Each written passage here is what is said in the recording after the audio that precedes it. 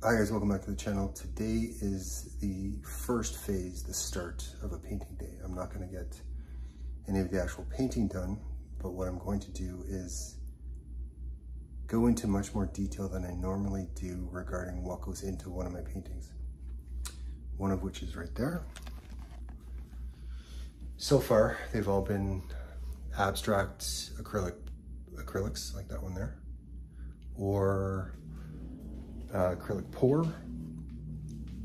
I like this one here. That's one of the more recent ones I just did. I'm doing something a little different with this one. I thought I'd walk you through exactly what's involved. There's the canvas. So I'm standing up, and this is the scale of this canvas. It's a big one.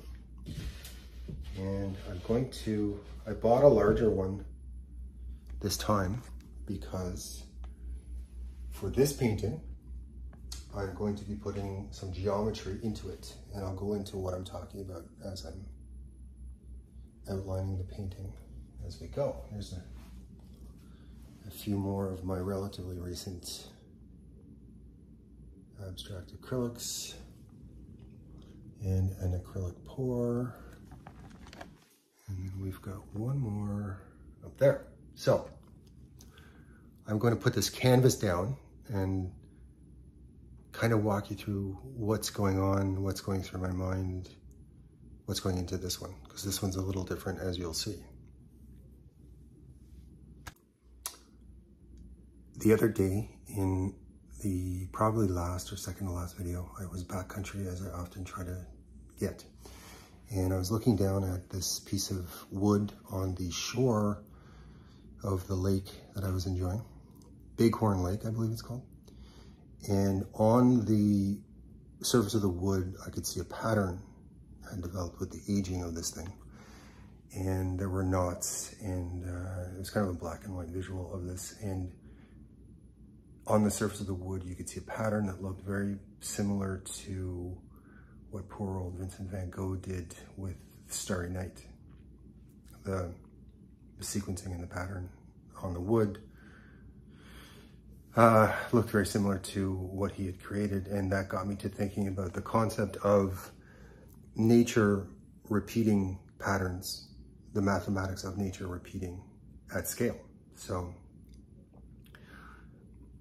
the extension of that is the Fibonacci sequence that goes 1, 1, 3, 5, 8, and on and on and on, where the two previous add up to the next one, and it goes on to scale, and it, if applied, which I'm going to do in a moment, I'm going to draw Fibonacci sequence squares and do the pattern of them onto this canvas that I've got going here.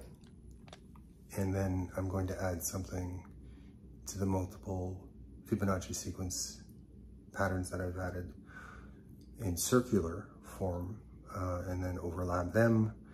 And then within those, there will be patterns that I'm going to reveal after the painting is complete. They won't be immediately apparent, as is the case with these types. These ones, there's a randomness to them, but with these, that isn't random. I see that before I start. So poor old Vincent van Gogh, his, I believe, schizophrenic synapses were dialed into things, and he was extremely aware of some things that I think his mind couldn't necessarily process, plus the fact that he was apparently severely schizophrenic. So that was part of what was going on. There are examples you can Google, where they've taken galactic maps that I assume some far-flung satellite has captured images of galaxies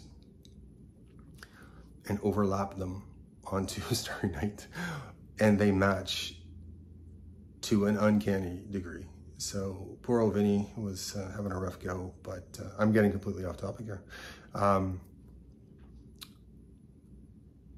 The main concept that came to me while I was looking at this beautiful piece of wood on the beach was that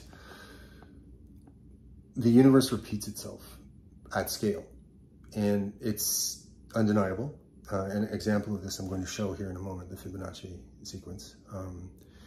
If you look at the Giza pyramid mapping, they used it to outline exactly how they built those structures. Don't get me started on the pyramids. But it's evident throughout nature, all over nature. A snail, the shell structure of the snail works exactly to this Fibonacci sequence, and there's all kinds of examples of this. So I'm going to employ this in this painting, and I'm going to demonstrate conceptually what I had in mind, whereby things, the theme of it essentially is that things operate in very similar manner to scale, from a snail's shell to a galaxy. There is some sacred geometry involved that applies to all of it, and it repeats. And if you look really closely, you can see these patterns in nature, in life, and in everything, really. So that's some of the mindset / impetus behind this painting. So let's get into drawing my first ever Fibonacci sequence. Part of what's necessary to do what I'm going to do here, the Fibonacci sequence, and then a bunch of sacred geometry circles with some other things within those circles, is a geometry set. You remember these? I've had this forever. I was consistently drawing mandalas in the evening time. It would be sort of a wind down thing I was doing. Jung apparently did that every night as well. Not that I'm, operating on the scale of Jung or anything. Dialing into the collective mind and seeing what the ether has to show me in there, but I don't even know, I'm off topic. Here we go. Let's do one of these Fibonacci sequence. And again, we're not building the pyramids here, so it doesn't have to be entirely precise, but you'll see what I'm talking about when I get a few of them done. Square one anywhere you like on the canvas, and then you repeat to grander scale as I'll show you. So it goes 1, 1, 3, 5, 8, and carries on to scale, and we'll eventually get this whole thing covered with multiple ones going in multiple directions. The video I'm watching on how to do this says you need this, this, this, this, and a rubber. And I'm thinking, I don't know that you need a rubber for this. I think it means eraser. Here we go. Phase 2, second square, same scale as the first. The video I'm watching suggests to use 1 centimeter by 1 centimeter, but I'm obviously not going to do that for this scale. So on to phase 3. This is comme ça. It's basically twice the scale of the first one. Now we go to phase 3. I joked about how the guy in the video said you need a rubber to do this.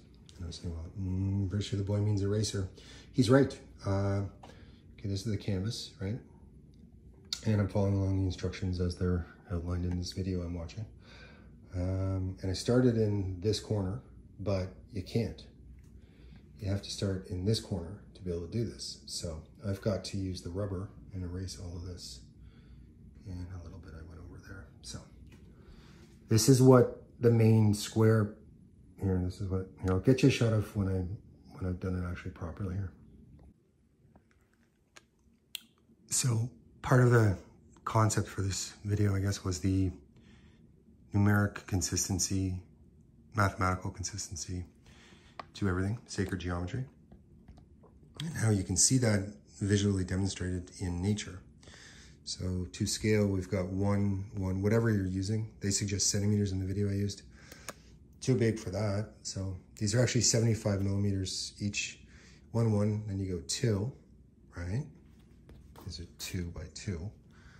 Then 3, 1, 2, 3 by 1, 2, 3. And 5, 5 across, 5 across. 5 being 3 plus 2, 2 being 1 plus 1. So the next one is the previous two numbers added. And it goes like that to scale. And I'll show you what I mean here in a sec. You certainly do need an eraser. I've finally got this damn thing done. I had to switch corners twice. So at whatever scale you're doing yours on. 1 and 1, add them, you get 2. 2 and 1, yeah, you get 3. 3 and 2, you get 5, to whatever scale you're working on. 5 and 3, you get 8. So this one is 8. 1, 2, 3, 5, 8. And then you can keep going if you so desire. Next step. And again, to whatever scale you're doing this, the next phase, you draw this curve here. And I used a compass, but you can do that by hand. It really doesn't matter. Next one you do in the 2 scale square. You go from that corner and you draw it down to there. Again, can be by hand or with a compass. Que sera. In the 5 scale one, this corner up to here. That's the last that I can do with any kind of instrument because it just won't stretch anymore. So here on out is by hand. There you have it. 2 scale, to the extent that I'm capable of doing it on the canvas size I have. A little easier on a smaller. You can use a proper compass and do it exactly right. So, Fibonacci sequence, as outlined, it's a start. I'll show you what else I have planned as I proceed with this. Next phase of this, pretty simple. We start the process of drawing a flower of life, sacred geometry, within the larger structure. 2 more mostly symmetrical circles drawn. Again, it doesn't have to be entirely exact. Eventual result here is going to be a flower of life, but for now, we just start with concentric circles, and this is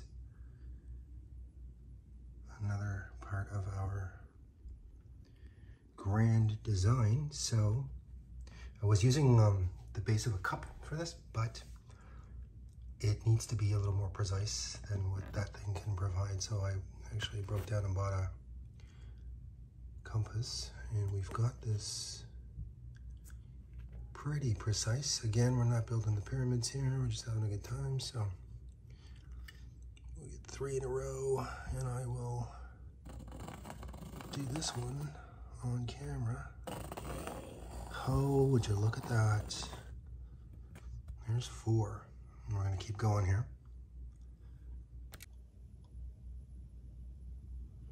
So what we're doing here is called the flower of life, and it creates this incredibly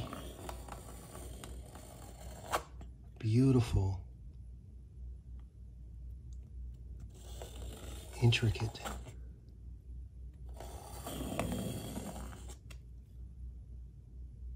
mandala-like pattern that some would say is the foundation on some level of all of existence. I just think it makes for neat patterns. It's referred to as sacred geometry because it's essentially unwavering on any scale. That's phase 2, we'll call that, for our flower of life. A little bit of progress made with our flower of life. And your eye and your mind pick up whatever they're going to pick up in it. And eventually, this flower of life is going to scale, essentially.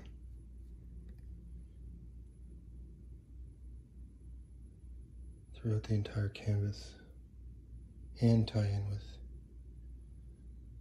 some other things that I'll reveal later, and I'll explain when it's all done. Gorgeous thing right there.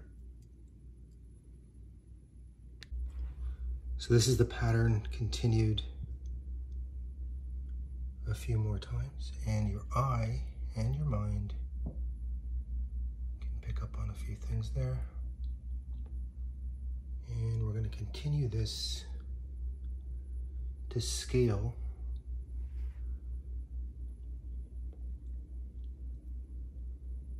for at least part of the canvas anyway.